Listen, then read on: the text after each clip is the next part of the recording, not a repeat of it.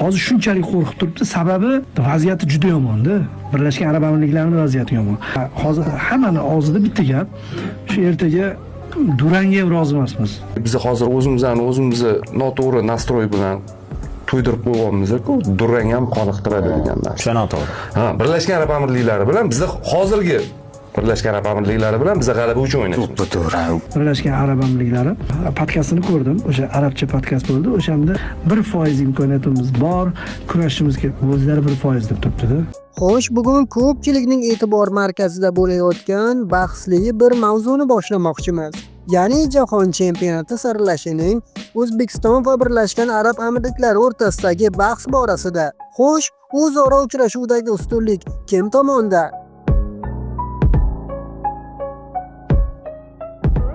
Xabaringiz bor, 5-iyun kuni O'zbekiston milliy terma jamoamiz Jahon chempionatining saralash guruh bosqichida Birlashgan Arab Amirliklari bilan kuch sinashadi. Ma'lumot o'rnida eslatib o'tishimiz joiz, bo'lajak uchrashuvdagi bir ochko ham bizni orzuyimiz ro'yobga chiqishini ta'minlab beradi.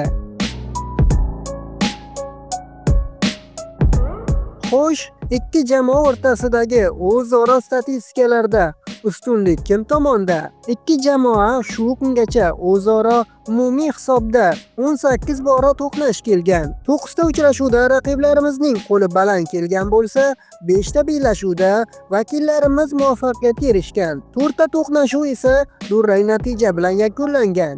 Terma jamoamiz ushbu bahslar davomida umumiy 20 ta gol urib, 25 bora o'z darvozasidan to'p olib chiqqan. Agarda faqatgina Jahon chempionati saralashlaridagi o'yinlarga e'tibor qaratadigan bo'lsak, ustunlik yana bir bor raqiblarimiz tomonda. Bitta o'yinda g'alaba qozonib, 3 ta uchrashuvda mag'lub bo'lgan holda bir bora durang o'ynaganmiz. Xo'sh, eng yirik g'alabamiz qachon bo'lgan? O'zbekiston milliy terma jamoamiz 2014-yil 14-oktyabr kuni 4-0 hisobida Birlashgan Arab Amirliklarini yer tishlatgan. Eng yirik mag'lubiyatchi? Eng yirik mag'lubiyat 2001-yil 17-avgust kuni ro'y bergan. Ushbu bellashuvda jamoamiz 4-1 hisobida imkoniyatni boy bergan edi.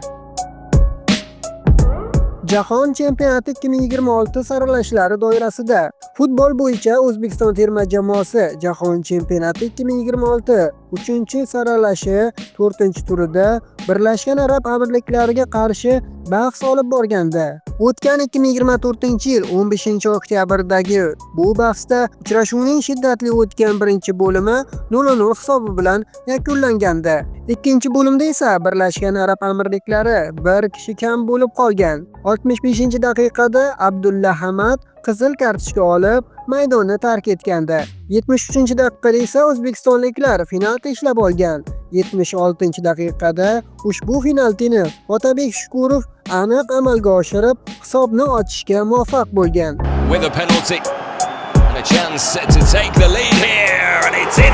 Qolgan daqiqalarda darvozalar ishg'ol etilmagan va O'zbekiston shu bilan kichik hisobda g'alaba qozongandi.